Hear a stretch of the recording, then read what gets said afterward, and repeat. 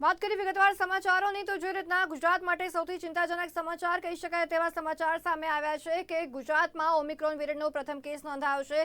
જામનગર ખાતે ઓમિક્રોન વેરિયન્ટનો પ્રથમ કેસ નોંધાઈ ગયો છે। ઓમિક્રોન વેરિયન્ટની ગુજરાતમાં એન્ટ્રી થઈ ચૂકી છે, એટલે કે એક બાજુ જ્યારે ખૂબ જ ચિંતાજનક સમાચાર કહી શકાય ઓમિક્રોન વેરિયન્ટની દસ્તક ભારતમાં તો થઈ છે, સાથે સાથે હવે ગુજરાતમાં પણ થઈ ગઈ છે। આ સાથે આપણી સાથે ડોક્ટર પ્રવીણ ગર્ગ કે જેઓ એમડી ફિઝિશિયન છે તેઓ જોડાઈ ગયા છે। ડોક્ટર પ્રવીણ, આપનું કાર્યક્રમમાં સ્વાગત છે। ગુજરાતમાં પણ ઓમિક્રોન વેરિયન્ટની એન્ટ્રી થઈ ચૂકી છે, કેવી રીતના જોઈ રહ્યા છો? કશિશ, આ આપણે ગુજરાત માટે બહુ ખરાબ અને ચિંતાજનક સમાચાર છે। જે ઓમિક્રોન વેરિયન્ટ કોરોનાનો સાઉથ આફ્રિકાથી ચાલુ થયો, હવે આ ધીમે ધીમે આખા વર્લ્ડમાં આનો પ્રસાર થઈ રહ્યો છે। કાલે યુએસમાં પણ 2-3 કેસીસ જોવામાં મળ્યા હતા, તો હવે ગ્રેજ્યુઅલી એ વર્લ્ડના બધા કન્ટ્રીઝમાં આનો ફેલાવ થઈ રહ્યો છે। અને મૂળ જો આ જો નવો મ્યુટેન્ટ વેરિયન્ટ થયો, આમાં જો ખરાબમાં ખરાબ વાત આ છે કે આની ટ્રાન્સમિબિલિટી અને ઇન્ફેક્ટિબિલિટી બહુ વધારે છે। જે ભૂતકાળમાં જે ડેલ્ટા વેરિયન્ટ હતો, આ ડેલ્ટા વેરિયન્ટ થી કરતા આ ઓમિક્રોન વેરિયન્ટની ટ્રાન્સમિબિલિટી અને ઇન્ફેક્ટિબિલિટી માણસ છે। આ 7 ટાઈમ્સ વધારે આની ટ્રાન્સમિબિલિટી છે। એટલે કોઈ માણસ જેને આ ઓમિક્રોન કોરોનાનો ઇન્ફેક્શન વિથિન ફ્યુ ટાઈમ્સ એ બધા જોડે જે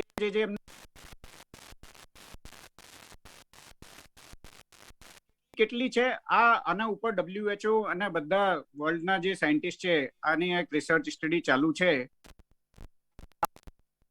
ક્લિયર થશે આની મોર્ટિલિટી અને ફેટિલિટી આ વાયરસની કેટલી છે। પણ જો ખરાબમાં ખરાબ વાત આ છે કે આ વાયરસની ટ્રાન્સમિબિલિટી ઇન્ફેક્ટિબિલિટી બહુ વધારે છે। આપણે આ એક ખરાબ સમાચાર છે કે ગુજરાતમાં ફર્સ્ટ કેસ જોવામાં મળી રહ્યો છે। હવે જે ભૂતકાળમાં 15 દિવસમાં જે નાગરિકો પેસેન્જરની ગમે તે કોઈ પણ કન્ટ્રીમાંથી ટ્રેવલ્સની હિસ્ટ્રી છે, તો આપણે ગવર્મેન્ટને બધાના ઉપર બહુ સ્ટ્રિક્ટ મોનિટરિંગ સર્વેલન્સ રાખવી પડશે। અને આ એક ગવર્મેન્ટની એકલાની જવાબદારી નથી।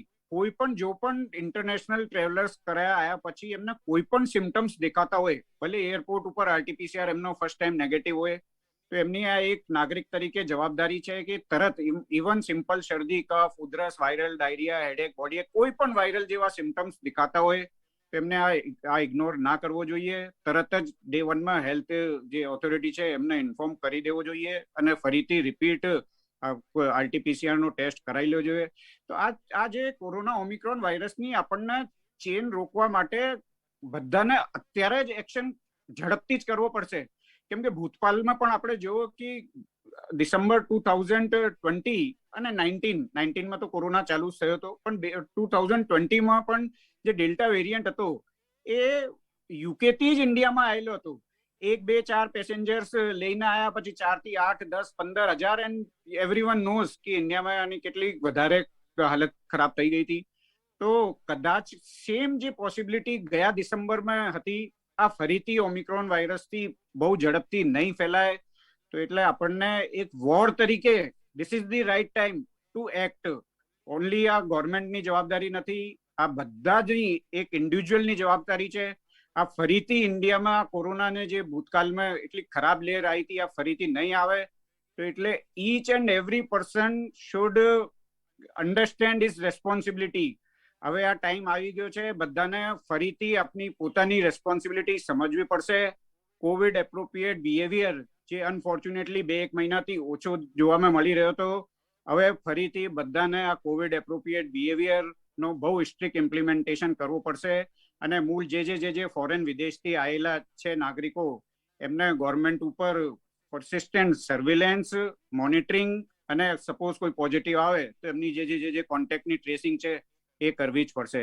તો જ આપણે આ કોરોનાની જે આગળ જે ક્રોસ ટ્રાન્સમિશન આ વાયરસનો થયેલો હોય તો આને ચેનને રોકી શકે કે અટકાવી શકી છે। પ્રમાણે એક બાજુ તો કોવિડ એપ્રોપ્રિએટ બિહેવિયરનું પાલન હવે ફરજિયાત કરવાનું રહેશે, પરંતુ બીજી બાજુ જ્યારે જે ભૂતકાળમાં જે ઓમિક્રોન વેરિયન્ટના જે કેસો કહી રહ્યા છે કે અનેક જગ્યાએ ભલે અનેક દેશોમાં આના કેસ નોંધાયો પરંતુ કોઈના મોત નથી થયા, અને એવું પણ વૈજ્ઞાનિકો દ્વારા કહેવામાં આવી રહ્યું છે કે તેનાથી હોસ્પિટલાઇઝ થવાના પણ કિસ્સાઓ બહુ ઓછા છે. એટલે કે એક એનો જે ફેક્ટર છે, કેરેક્ટરિસ્ટિક છે કે તેને લઈને લોકો એને એટલું કદાચ સિરિયસલી ના લે અને લાઇટલી લે અને પછી કદાચ તેના આઉટકમ્સ બહુ ખરાબ સાબિત થઈ શકે. શું કહેશો? જો ડેફિનેટલી આ એક નવો મ્યુટેન્ટ વેરિયન્ટ છે. આ કોરોના બહુ ચતુર ભેદી ખરાબ વાયરસ છે. કોઈને પણ આ વાયરસને લાઇટલી ના લેવો જોઈએ. બધા અમે હેલ્થ ફેસિલિટીના વર્કર્સ લાસ્ટ યર જેવી રીતે મોર્ટિલિટી, ફેટેલિટી અને પેશન્ટ્સની સફરિંગ થઈ જોઈ છે. એટલે we know this is not a simple virus. કોઈને પણ આ વાયરસને લાઇટલી ના લેવો જોઈએ. આ ડેફિનેટલી એક સારા સમાચાર છે કે અત્યાર સુધીમાં જો વિગતો બહાર આવી રહી છે, આમાં એક વાત થોડી સારી છે કે આમાં અત્યાર સુધીમાં કોઈ કેસની મોર્ટિલિટી નહીં થઈ, પણ ફ્યુચરમાં આ વાયરસ ફરીથી બીજો રૂપ ચેન્જ કરશે અને કેટલો ઘાતક થશે આની નોબડી કેન ટેક 100% શ્યોરિટી. તો એટલે આપણને તો અત્યારથી એક સારા સમાચાર છે કે આપણને વેક્સિનનો આપણને જોડે એક ઓજાર ઓલરેડી છે જ, અને બસ આપણને હવે વેક્સિનના ઓજાર જોડે બસ જે કોવિડ એપ્રોપ્રિએટ બિહેવિયર છે આનો જ પાલન કરવાનું છે. એ બહુ ટફ જોબ નથી. It's very simple. અને ભૂતકાળમાં પણ આપણે જ્યારે ગવર્મેન્ટ ડિસ્ટ્રિક્ટ હતી અને જ્યારે જ્યાં જો કોવિડની જે લહેર હતી એ પીક ઉપર હતી, તો everyone was following the rules. પણ અનફોર્ચ્યુનેટલી અત્યારે લોકોમાં વધારે આત્મવિશ્વાસ આવી ગયો છે. આવી રીતને ના કરવો જોઈએ. કોવિડ એપ્રોપ્રિએટ બિહેવિયરનો સ્ટ્રિક્ટ ઇમ્પ્લિમેન્ટેશન કરવો જ પડશે હવે તો. અને આ કોરોનાનો જે ઓમિક્રોન વેરિયન્ટ છે આના બાબતમાં તો અત્યારે ઘણી બધી પૂરા આખા વર્લ્ડમાં સ્ટડીઝ ચાલુ છે કે આ વેક્સિન એસ્કેપ કરે છે આ વાયરસ કે નહીં, અને બીજું આની કેટલી મોર્ટિલિટી છે, કેટલા ઇન્ફેક્શન થયેલા છે. કેમ કે અત્યારે તો આ વાયરસ શરૂઆત જ છે, અને અમે ભૂતકાળમાં પણ જોયેલું છે કે કોરોના જે પર્સન્સમાં લો ઇમ્યુનિટી સબગ્રુપ્સ હોય, diabetic, hypertension, kidney, heart, cancer, આવી એલ્ડરલી, સિનિયર સિટીઝન્સ, આ બધા સબગ્રુપ્સમાં લો ઇમ્યુનિટી સબગ્રુપ્સમાં વધારે ઇન્ફેક્શન કરે છે. તો યુ ડોન્ટ નો આ ફરીથી આ વાયરસનો ઇન્ફેક્શન આ સબગ્રુપ્સમાં વધારે થશે તો we can not be 100% sure કે આની ફેટેલિટી અને મોર્ટિલિટી વધારે નહીં હશે. પણ આપણને this is the right time to be very very very careful.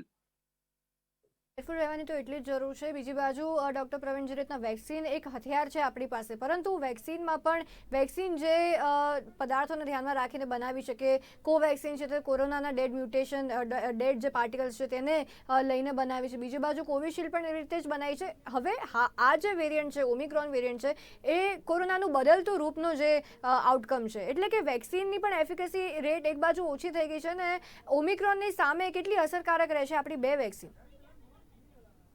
જો આ બાબતમાં આખા વર્લ્ડમાં each and every scientist as well as જેટલા પણ વેક્સિન મેન્યુફેક્ચરિંગ કંપનીઝ છે આના ઉપર બહુ સતત અને સઘન આના ઉપર સંશોધન ચાલી રહ્યા છે. કેમ કે અત્યારે નવો વાયરસ છે. અત્યારે જે વસ્તુ ક્લિયર છે આમાં છે કે આ વાયરસનો જો સ્પાઇક પ્રોટીન છે, જે મૂળ જે સ્પાઇક પ્રોટીન હોય છે એ બોડીમાં જઈને અટેચ કરતો હોય, એ સ્પાઇક પ્રોટીનમાં 30 જગ્યા ઉપર આનો મ્યુટેશન જોવામાં મળી રહ્યો છે. આ એક વાત અત્યારે જીનોમિક્સ જે સિક્વન્સથી આ વાયરસની સ્ટડી થઈ, તો આ બાબતમાં આ વિગતો એકદમ ક્લિયર બહાર આવી ગઈ છે કે ઓમિક્રોન વાયરસમાં સ્પાઇક પ્રોટીન ઉપર 30 જેટલા મ્યુટેશન જોવામાં મળી રહ્યા છે. જેટલી પણ 8-10 જાતની વેક્સિન્સ આખા વર્લ્ડમાં અવેલેબલ છે, આ બધી વેક્સિનનો મેકેનિઝમ ઓફ એક્શન કે એના બનાવવાની એમની ટેકનિક્સ એ બધાની જુદી જુદી છે. પણ એક વસ્તુ ક્લિયર છે કે બધી વેક્સિન બોડીમાં જઈને 2 જાતની ઇમ્યુનિટી કરે છે. પહેલી ઇમ્યુનિટી હોય છે તમારી એન્ટીબોડી મીડિયેટેડ ઇમ્યુનિટી, અને બીજી તમારી મેમરી ઇમ્યુનિટી એટલે ટી સેલ ઇમ્યુનિટી. કે વાયરસ એકવાર તમારી બોડીમાં જતો રહે તો તમારી બોડીની જે ટી સેલ ઇમ્યુનિટી હોય એ તમારે આ બોડીમાં એક મેમરીમાં સ્ટોરેજ થઈ જાય. પછી ભૂતકાળમાં ફરીથી એ વાયરસ આવે તો આના ઉપર એ સંક્રમણથી બચી શકે છે. આ એક વાત ક્લિયર છે કે જે આપણી એન્ટીબોડી મીડિયેટેડ ઇમ્યુનિટી હોય આ કોરોના વાયરસમાં, અને અમે ઘણા બધા ડોક્ટર્સમાં પણ અમે ક્લિનિકલી અને જે લેબોરેટરીના રિપોર્ટ કરાયેલા છે અમે જોયેલો છે કે અમે ધીમે ધીમે કોરોના થયા પછી અને વેક્સિન લીધા પછી પણ જે એન્ટીબોડી હતી એ બોડીમાંથી ઓલરેડી ડિસઅપીયર થઈ ગઈ. પણ એ જે ટી સેલની જે ઇમ્યુનિટી છે, આના રિપોર્ટ્સ બહુ કોસ્ટલી હોય છે અને બધી જગ્યા એ અવેલેબલ નથી. તો આ એક અત્યારે એક રિસર્ચનો સબ્જેક્ટ છે કે vaccine induce immunity, post Covid immunity, આ મેમરી સેલ ઉપર કેટલી મેમરી સેલ આ ઇમ્યુનિટીને કેટલી પ્રોટેક્ટ રાખે, આ એક અત્યારે એક રિસર્ચનો સબ્જેક્ટ છે. પણ વી વિશ કે આપણે જે ઇન્ડિયાની જે બે વેક્સિન છે, કોવિશિલ્ડ અને કોવેક્સિન, એ બધી આ વાયરસ મ્યુટેન્ટ ઉપર એ સેમ ટુ સેમ અસરદાયક હોય અને જેટલાને ઓલરેડી પણ વેક્સિન આપેલી છે એ પ્રોટેક્ટેડ રહે તો it will be very very good for us. Doctor Pravin, Omicron variant છે, અગાઉ જે દક્ષિણ આફ્રિકા અને અનેક એવા દેશોમાં ફેલાઈ રહ્યો છે, બહુ ઝડપથી ફેલાય છે, આપણને સૌને ખબર છે, પરંતુ સૌથી વધારે તેની ફેલાવાની શક્યતાઓ ક્યારે રહેલી હોય છે અને કેટલી તકેદારી હવે જ્યારે ગુજરાતમાં તે આવી ગયો છે ત્યારે ગુજરાતવાસીઓએ રાખવાની જરૂર છે? આ જો ઓમિક્રોન વેરિયન્ટ છે, આ સાઉથ આફ્રિકામાંથી ચાલુ થયો અને બધાના મનમાં વાત છે કે ઓમિક્રોન એટલે ઓમિક્રોન શું? તો ઓમિક્રોન એક એલ્ફાબેટિકલ લેટર્સ છે. ભૂતકાળમાં શું હતો કે જે કન્ટ્રીઝથી વાયરસ ઓરિજિનેટ થતો હતો તો બધા આ કન્ટ્રીના નામથી જ વાયરસને ઓળખતા હતા. ભારતનો વાયરસ, બ્રિટનનો virus, China virus, XYZ virus. પણ WHO હવે it has made a policy કે ગમે તે વાયરસમાં મ્યુટેશન થશે તો it will be known by alphabetical લેટરના હિસાબથી એમને ઓળખાણ થશે. તો પાસ્ટમાં ડેલ્ટા વાયરસ હતો, એલ્ફા વાયરસ હતો, જાતના એ બીજા વાયરસને લેટર્સમાંથી એમને આવી રીતે એક ઓળખાણ આપી હતી. તો ઓમિક્રોન પણ એક ઓળખાણ આપવા માટે જ એક એલ્ફાબેટિકલ વર્ડ્સ રાખેલો છે. આ વાયરસમાં એક ખરાબમાં ખરાબ વાત આ છે કે આ બહુ ઝડપથી ફેલાય છે અને આર વેલ્યુ પણ બહુ વધારે છે અને જે ડેલ્ટા વાયરસ કરતા આ 7 to 10 ટાઈમ્સ વધારે આની ઇન્ફેક્ટિવિટી અને ટ્રાન્સમિલિટી છે. એટલે ઝડપથી એક જે ઇન્ફેક્ટેડ માણસથી બીજા હેલ્ધી માણસમાં ફેલાય છે. તો આપણને હવે ગુજરાતમાં જો ફર્સ્ટ કેસીસ જોવામાં મળ્યો, તો હવે જે ફર્સ્ટ કેસ જોવામાં મળ્યો એ લાસ્ટ છેલ્લા, અને આ વાયરસનો incubation period most of the time 7 to 10 days જેટલો હોય છે. ઇન્ક્યુબેશન પીરિયડ એટલે કે તમારા બોડીમાં વાયરસ હોય પણ તમે સિમ્ટમ્સ ના દેખાતા હોય, that is known as incubation period, in between period. કે ભાઈ તમે આજે વાયરસ લઈને બેઠા છો પણ તમે અત્યારે કોઈ સિમ્ટમ્સ નહીં, અને જે દિવસે તમે સિમ્ટમ્સ દેખાય આ વચ્ચેનો પીરિયડ ઇન્ક્યુબેશન પીરિયડ્સ કહેવાય. તો આ વાયરસનો incubation period usually 7 to 10 days જેટલો હોય છે. તો જે નાગરિક અને આ જે ઇન્ફેક્ટેડ પર્સન છે, ભૂતકાળમાં જેટલાને પણ મળ્યો હોય, XYZ કોઈ પણ માણસમાં, ચાહે લગ્નમાં કે બીજી જગ્યાએ હોટલ ઉપર કે XYZ જેટલા પણ માણસોમાં ક્લોઝ કોન્ટેક્ટમાં આવ્યો, એ બધાની સ્ટેટ ગવર્મેન્ટને બધાના, ભલે એ સિમ્ટોમેટિક્સ હોય, કેમ કે ભૂતકાળમાં પણ we have seen asymptomatics carrier જેટલા પણ હતા એ જ કોરોનાના ફેલાવતામાં કામ કરતા હતા. એમના કોઈ સિમ્ટમ્સ નહીં પણ they were working like a carrier. A carrier તરીકે બધાને they have spread the Covid.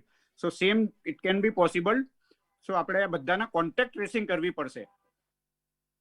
સાથે સાથે યુવકોને પણ એટલી ધ્યાન રાખવાની જરૂર છે. ડોક્ટર પ્રવીણ, આપ અમારી સાથે આપનો કિંમતી સમય ફાળવીને જોડાયા, આપનો ખૂબ આભાર. તો બિલકુલથી જે રીતના દક્ષિણ આફ્રિકાથી જામનગર આવેલા વ્યક્તિનો રિપોર્ટ કોરોના પોઝિટિવ 2 દિવસ અગાઉ આવ્યો હતો અને તેનું જે સેમ્પલ લેવામાં આવ્યું હતું તેને ટેસ્ટ માટે પુણે મોકલવામાં આવ્યું અને તે ઓમિક્રોન પોઝિટિવ દેખાયો હતો. એટલે કે ગુજરાતમાં ઘાતક ગણાતા નવા ઓમિક્રોન વેરિયન્ટનો કેસ નોંધાઈ ચૂક્યો છે. આરોગ્ય તંત્ર તેનાથી દોડતું થયું છે. ગુજરાતમાં ઓમિક્રોનનો પ્રથમ કેસ જામનગર ખાતે નોંધાયો છે. હવે શક્યતાઓ છે કે ધીરે ધીરે આખા ગુજરાતમાં કેસ ફેલાઈ જાય, ડોક્ટરો દ્વારા પણ કહેવામાં આવી રહ્યું છે. કારણ કે આ એવો ઘાતક વેરિયન્ટ છે કે બહુ ઝડપથી ફેલાય છે અને સૌથી વધુ યુવકોને અસર કરે છે. બીજી બાજુ વેક્સિનની પણ એફિકેસી રેટ આની સામે એટલી નબળી છે, એટલે કે ધ્યાન સૌથી વધારે રાખવાની જરૂર છે. તમામ લોકો કે જેમણે વેક્સિનના 2 ડોઝ લઈ લીધા છે તેઓને માઇલ્ડ ઇફેક્ટ આવી રહી છે કરવામાં આવી છે, તેના વિશે માહિતી આપવામાં આવી. આ સાથે આપણી સાથે જોડાઈ ગયા છે કોવિડ ટાસ્ક ફોર્સના સભ્ય ડોક્ટર નિશ્ચલ ભટ્ટ. ડોક્ટર નિશ્ચલ, કાર્યક્રમમાં સ્વાગત આપનું. નમસ્કાર. ડોક્ટર નિશ્ચલ, હવે જે રીતના ગુજરાતમાં ઓમિક્રોન વેરિયન્ટની એન્ટ્રી થઈ ચૂકી છે, કેટલી તકેદારીઓ રાખવાની જરૂર છે, કેટલું ઘાતક સાબિત થઈ શકે છે ગુજરાત માટે? ઓમિક્રોન જે છે એ ડેલ્ટા વાયરસ પછીનું એક મેજર ટ્રાન્સફોર્મેશન છે, જેમાં લગભગ એના જે સરફેસ એન્ટીજન છે એમાં 40 જેટલા મ્યુટેશન જોવા મળ્યા છે. અને જેમ સાઉથ આફ્રિકા અને બોત્સવાનાથી શરૂ થયું હતું, એમાં 2 વસ્તુ બહુ અગત્યની છે જે આપણે બધાએ જાણવાની જરૂર છે. એક જે છે એ બહુ જ ઝડપથી સંક્રમિત થતો વાયરસ છે અને એ વાયરસ એવા વ્યક્તિઓ પાસેથી સંક્રમિત થાય છે જેને કોઈ પણ પ્રકારના સાઇન સિમ્ટમ્સ નથી હોતા. પરંતુ એની સાથે એક વસ્તુ રાહતભરી એવી પણ છે કે એ સંક્રમણ થયા પછી આપણને બહુ સિરિયસ કે સિવિયર ડિસીઝ નથી કરી શકતો. એ પણ એક અગત્યની વસ્તુ છે. માટે આપણે બધાએ ચોકન્ના રહેવાની જરૂર છે. વહેલો મોડો આ ઇન્ડિયામાં પ્રવેશવાનો હતો જ, અને છતાં એને કાબુમાં રાખવાના જે પ્રયત્નો થઈ રહ્યા છે એમાં આપણે નાગરિક તરીકે ખૂબ જ સપોર્ટ ને સહયોગ કરવાની જરૂર છે. કે આપણે પણ સપોર્ટ આપવાની જરૂર છે. ડોક્ટર નિશ્ચલ, હવે જ્યારે ઓમિક્રોન બહુ ઝડપથી ફેલાય તેવો વેરિયન્ટ છે, તેને કાબૂમાં રાખવા માટે નાગરિકો દ્વારા કેવી રીતના પગલાં લેવા જોઈએ? સૌથી પહેલા તો જે લોકો અમદાવાદની કે ગુજરાતની બહાર ટ્રાવેલ કરીને આવે છે એ કોના સંપર્કમાં આવે છે એનું એક આપણે નોંધ રાખવું પડે. કારણ કે એ વ્યક્તિ કોઈ પણ વિદેશથી આવેલા નાગરિકના સંક્રમણમાં આવ્યો હોય તો એ વ્યક્તિ એ ઇન્ફેક્શનને પાછો લઈને આવી શકે એમ છે. એ એક પહેલી વસ્તુ છે. બીજી, જે આપણે છેલ્લા 20-22 મહિનાથી કરી રહ્યા છીએ એ SMS અને V. S is social physical distancing, M is mask, proper sanitisation and vaccination. આ ચાર જ પગલા એવા છે કે જે આપણને આ કોઈ પણ પ્રકારના વાયરસના સંક્રમણથી બચાવી શકે એમ છે. માટે આપણે ભીડભાડવાળી જગાને અગેન ફરીથી ટાળવાની જરૂર છે થોડા સમય માટે. માસ્કનો પ્રોપર યોગ્ય ઉપયોગ. બહુ જ વખતથી છેલ્લા લગભગ 20-25 દિવસથી એવું જોવામાં આવી રહ્યું છે કે આપણે માસ્ક બાબતે ખૂબ જ બેદરકાર થઈ ગયા છે. યુઝ્યુઅલી માસ્ક આપણે દાઢીની નીચે જ પહેરતા હોઈએ છીએ, જાણે એમ કે એક ઘરેણું કેમ નથી, એ ભલે આપણે નાક અને મોઢાને કવર ન કરતું હોય તો પણ, પરંતુ પ્રોપર માસ્કનું પહેરવું બહુ જ જરૂરી છે. બાળકોને પણ આપણે એવી જ ટેવ પાડીએ કે આપણે જો પ્રોપર પહેરશું તો બાળકો પણ માસ્ક પણ પ્રોપર પહેરશે. અને એ ઉપરાંત બાળકોને પણ આપણે ભીડભાડવાળી જગાને મોકલવાથી અવોઇડ કરીએ તો વધારે સારું. બિલકુલ. ડૉક્ટર નિશ્ચલ, એક બાજુ નિષ્ણાંતો દ્વારા કહેવામાં આવી રહ્યું છે કે યુવકોને સૌથી વધુ અફેક્ટ કરી રહ્યો છે આ વેરિયન્ટ. યુવકોએ તો ચલો વેક્સિનના 2 ડોઝ લીધા છે એટલે માઇલ્ડ ઇફેક્ટ દેખાઈ શકે, પરંતુ બાળકોમાં પણ જો જલ્દીથી ફેલાશે તો બહુ મોટો ખતરો સાબિત થઈ શકે તેમ છે. ફોર્ચ્યુનેટલી પહેલા અને બીજા વેવ દરમિયાન આપણે લોકોએ, અને એઝ અ પીડિયાટ્રિશિયન અમે એવું ઓબ્ઝર્વ કર્યું હતું કે બાળકોમાં કોરોના ઇન્ફેક્શન થાય તો પણ 95% કેસમાં એ સિમ્પલ વાયરલ ઇન્ફેક્શનની જેમ જ બિહેવ કરતું હોય છે. એટલે જેમાં બાળક આરામ કરે, પેરાસિટામોલ લે અને થોડું હાઇડ્રેશન મેન્ટેન કરે તો એ લોકો બહાર આવી જતા હોય છે. માત્ર જે બાળકોમાં અમુક કોમોર્બિડિટીઝ છે, જેમ કે ઓબેસિટી, પછી જેમને જન્મથી કે પછીથી હાર્ટને રિલેટેડ રોગ છે, કિડનીના રોગ છે, કે કોઈ એવી મેડિસિન ચાલે છે જેથી એમની રોગપ્રતિકારક શક્તિ ઘટે એમ છે, એવા બાળકોને આપણે ખાસ સાચવીએ. એમની રોગપ્રતિકારક શક્તિ વધે એવા તત્વો આપીએ. એ લોકોને આપણે ઘરની બહાર બને તો ન નીકળીએ અને એ લોકોને પ્રોપર માસ્ક પહેરવાની પણ પ્રેક્ટિસ કરાવીએ. તો બાકીના જે 95% બાળકો છે એમાં કદાચ પણ ઇન્ફેક્શન થશે તો પણ જેમ મોટાઓમાં પણ આની સિવિયરિટી ઓછી છે એમ બાળકોમાં પણ આની સિવિયરિટી ઓછી રહે એવું નિષ્ણાતો દ્વારા અપેક્ષા રાખવામાં આવે છે અત્યારે. ડૉક્ટર નિશ્ચલ, જ્યારે યુવકોમાં સૌથી વધારે ફેલાતું હોય છે આ વેરિયન્ટ, યુવકો એક બાજુ જ્યારે કોરોનાના કેસ ઘટ્યા ત્યારે એકદમ ચિલ મૂડમાં આવી ગયા છે, એકદમ હળવેથી લઈ રહ્યા છે અને રસી લઈ લીધી એટલે કે અમને કંઈ નહીં થાય એવું માનીને જ્યારે ચાલતા હોય, બીજી બાજુ લગ્ન ગાળો હોય, અનેક એવા મેળાવડા, કાર્યક્રમો, પ્રસંગો બધું થઈ રહ્યું છે. યુવકોને કેટલું સિરિયસલી ખાસ લેવાની જરૂર છે અને લોકોએ પણ કેટલું સિરિયસલી લેવાની જરૂર છે, કારણ કે આ વેરિયન્ટ એક બાજુ ડેન્જરસ દેખાય છે પરંતુ મુખ્ય આની વાત એ છે, કેરેક્ટરિસ્ટિક એ છે કે આ હોસ્પિટલના રવાડે નથી ચડાવતો, હોસ્પિટલ ભેગા નથી કરતો. એટલે લોકો એક બાજુ એવું થઈ રહ્યા છે કે થશે તો કંઈ નહીં, મટી જશે 15 દિવસમાં. એટલે એ ચિલ મોડમાં બહાર આવવાની કેટલી આવશ્યકતા? ના, ચિલ મોડ તો હજી આવવાની શક્યતા આપણે ન જ રાખવી જોઈએ. ભલે આપણે ઘણા લગભગ 18 મહિનાથી ઘરમાં જ રહેલા છીએ, બહુ લોકોને મળ્યા નથી એટલે લોકોને વળવાની ઈચ્છા થાય, પરંતુ એ સમય દરમિયાન પણ ડિસ્ટન્સ અને માસ્કનો પ્રોપર ઉપયોગ કરવો જ જોઈએ. વેક્સિનેશન લીધી છે, ડેફિનેટલી એ આપણને સિરિયસ અને સિવિયર કોરોનાથી તો બચાવશે જ, પરંતુ આ જે ઓમિક્રોન જે છે એ આપણે લીધેલી વેક્સિન સામે કેટલો કારગર છે અથવા તો વેક્સિન એની સામે કેટલું કારગર છે એ સમય આવશે જ ખબર પડશે. માટે વેક્સિનની સાથે પ્રોપર યુઝ ઓફ માસ્ક એ બહુ જ જરૂરી છે. થોડું ડિસ્ટન્સિંગ જાળીએ અને બંધ જગ્યાઓમાં આપણે ભેગા ન થઈએ એ વસ્તુને ફોલો કરવાની જરૂર છે. કયો વાયરસ કયા શરીરમાં કોને ઓકવર્ડ રીતે બિહેવ કરશે એ લાગ્યા પછી જ ખબર પડે. માટે મોડું થઈ જાય પહેલા આપણે તકેદારી અને સાવચેતીના પગલા લઈ અને પોતાની જાતને સંભાળીએ અને એ બાને આપણે આખા આપણા ભારતને અને અમદાવાદને સંભાળીએ, એ એક આપણે જવાબદારીપૂર્વક વર્તવું ખૂબ જ જરૂરી છે. ડૉક્ટર નિશ્ચલ, એક બાજુ જ્યારે ગુજરાતમાં ઓમિક્રોનની એન્ટ્રી થઈ ચૂકી છે, જે રીતના આપના દ્વારા પણ કહેવામાં આવ્યું કે ઇન્ક્યુબેશન પીરિયડ આનો 7 થી 8 દિવસનો હોય છે, એટલે કે 7 થી 8 દિવસમાં તમને સિમ્ટમ્સ દેખાય એ પહેલાં અનેક લોકોને મળી ચૂક્યા હોય છે તે દર્દીઓ. તો ગુજરાતમાં પ્લસ આની જે કેરેક્ટરિસ્ટિક છે કે બહુ જલ્દીથી ફેલાય છે, તો કેટલી શક્યતાઓ છે કે ગુજરાતમાં વધુ કેસ આવી શકે આગામી દિવસોમાં? ના, ગુજરાતમાં પણ આના વધારે કેસ જોવા તો મળશે. જે લોકો પાસ્ટમાં ફર્સ્ટ અને સેકન્ડ વેવમાં ઇન્ફેક્ટ નથી થયા એ લોકોને આની શક્યતાઓ ઘણી વધારે છે. જેમણે વેક્સિનનો એક જ ડોઝ લીધો છે એમને પણ ઇન્ફેક્શન થવાની શક્યતાઓ છે. 2 ડોઝ લીધો હોય તો પણ ઇન્ફેક્શન તો થશે જ, પરંતુ એની સિવિયરિટી ઘણી ઓછી હશે. માટે 2 વસ્તુ મેં જે શરૂઆતમાં આપને કીધી એ ખૂબ જ ધ્યાન રાખવાની વસ્તુ છે. સિમ્પ્ટોમેટિક થાય એ પહેલા R0 જે કે છે એ 2.9 નો કહેવામાં આવે છે. એટલે એક વ્યક્તિ 3 વ્યક્તિને સંક્રમિત કરી શકે. એ જ્યાં સુધી એકની નીચે ન આવે ત્યાં સુધી એના ઝડપથી ફેલાવાના ચાન્સીસ ખૂબ વધારે હોય છે. પરંતુ નેક્સ્ટ 15 દિવસ એ ખૂબ જ અગત્યના છે, તકેદારી રાખવા જેવા છે. જે લોકોએ વેક્સિનેશન નથી લીધું, જેમનો બીજો ડોઝ બાકી છે અને સમય થઈ ગયો છે, હું એમને ખૂબ જ નમ્ર અપીલ કરીશ કે તેઓ બીજો ડોઝ લઈ લે. અને એ ઉપરાંત મારી વેક્સિનેશન ટાસ્ક ફોર્સ મેમ્બર તરીકે એવી પણ એક અભ્યર્થના છે કે બાળકો માટેના વેક્સિનેશન માટેની પણ તૈયારીઓ સંપૂર્ણ અને પૂરજોશમાં ચાલી રહી છે. જેવું આપણને સેન્ટ્રલ એજન્સી તરફથી અને મિનિસ્ટ્રી તરફથી એની ગાઈડલાઇન્સ મળશે, આપણે બાળકો માટે પણ એનો ડોઝ ચાલુ કરીશું.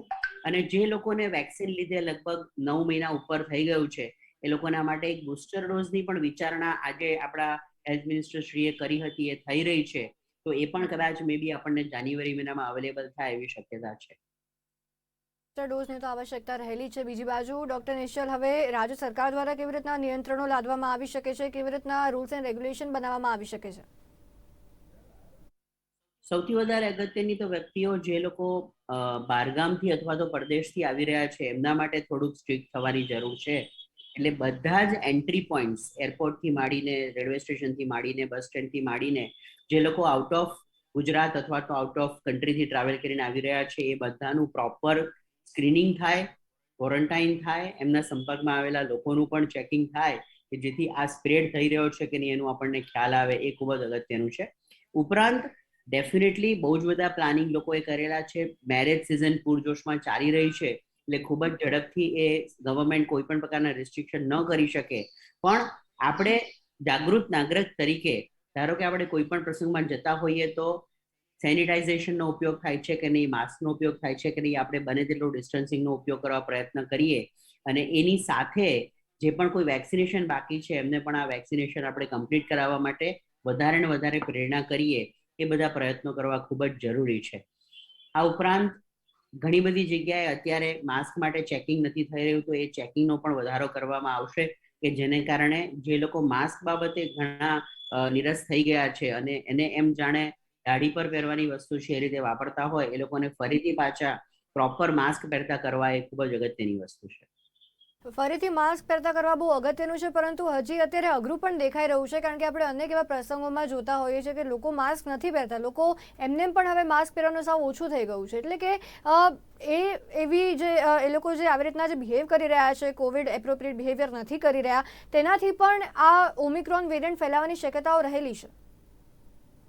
ચોક્કસ રહેલી છે. એ તો આપણે આજથી માર્ચ મહિનામાં જ્યારે પણ આ ઇન્ડિયામાં પહેલો કેસ આવ્યો ત્યારથી આપણે આ જ વસ્તુ અગેન એન્ડ અગેન રિટર્ન કરી રહ્યા છે કે માસ્ક જ એક એવી વસ્તુ છે કે જે આપણને કોઈ પણ પ્રકારના સિવિયર વેરિયન્ટથી અત્યારે બચાવી શકશે.